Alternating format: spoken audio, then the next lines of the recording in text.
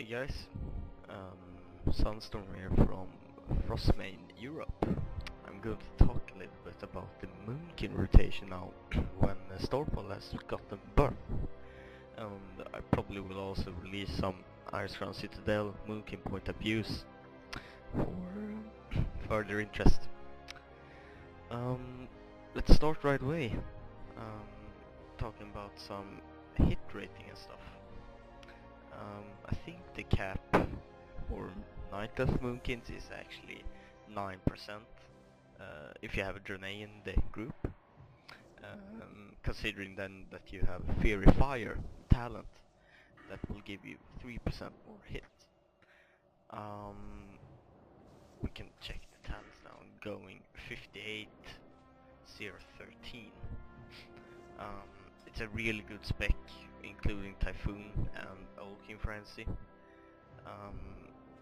I almost never go out of mana, and I always have 100% mana, so I don't bother having Moonglow or Dream State.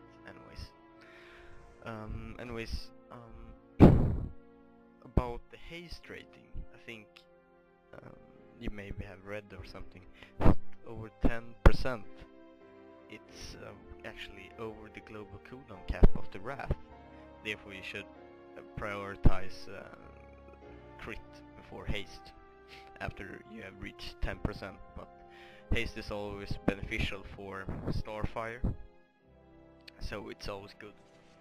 And of course spell power goes at the first priority to gain, and therefore you should always scam 23 spell power on most of your items. A tip here would be the items where you get maybe 7 plus spell power for the socket bonus.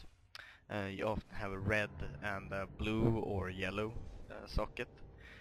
I'd suggest you use, for the yellow one, 12 spell power and 10 critical strike rating if you're over the hit cap, or soft hit cap, I mean haste cap, and or 12 spell power and 10 haste rating if you're under the soft haste cap.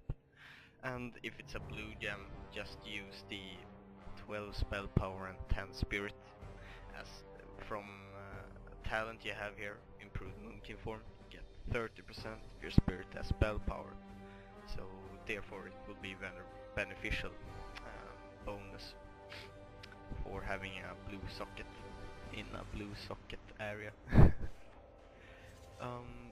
That's about it. My gear is average, I think 264 mixed with 2651, mostly Ice Crown Citadel. Yeah, so let's talk about the rotation. Now, after the patch hit for the Starfall buff, the Moonkin DPS has actually increased severely by severe amounts, and let me show you an example here. When I begin with I always begin with Fear Fire to keep myself sure that I'm going to hit the target, and also benefit the raid because it gives 5% armor reduction. Depends on which boss. I usually start with Moonfire, Starfire, and then I start with the Wrath to proc the Lunar Eclipse. After Lunar Eclipse I'm just spamming Starfall Fire, and as I have the Glyph of Starfire, I refresh my Moonfire dot to pair Starfire hit, so that's always good, maximizes the uptime of my Moonfire dot. Now, to gain some more DPS, I think I'm used to putting Moonfire again at 5 seconds left on the duration of the Wrath Eclipse, and therefore I can maximize the Moonfire uptime by then getting the dot into the Lunar Eclipse instead of refreshing it right just before, so I can quickly switch between the two.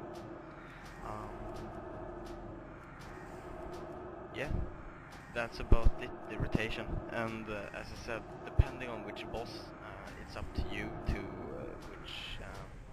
how to use your cooldowns. A tip from me would be that on fighters such as maybe Rotface, try not to use Starfall in the beginning, as Starfall will hit the ooze as well for maximized DPS. That's what you could consider. But fights such as maybe Belithra Dreamwalker, Starfall will be your best attack. So try to use it as often as possible.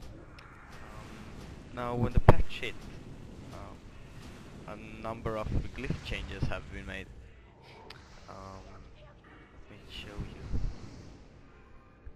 Now we have before we had the Moonfire, Starfire and Insect Swarm, but instead we have now Glyph of Starfall, reduce the cooldown of Starfall by 30 seconds.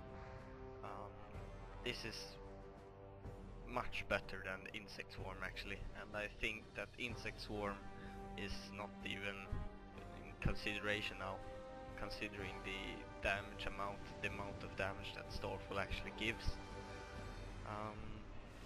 It could be debated that you could replace Glyph of Starfire for Glyph of Focus, increasing your Starfall damage by 20%, but I'm sticking to this composition now.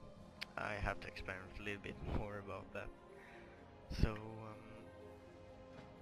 tell me what you liked about this, and if you have any questions or anything, I'll be happy to answer them. I'll get some footage from the Ice Crown Citadel on fights such as Belithra Dreamwalker, Blood Queen, Sindragosa, Lich King, etc. Yeah, that's about it.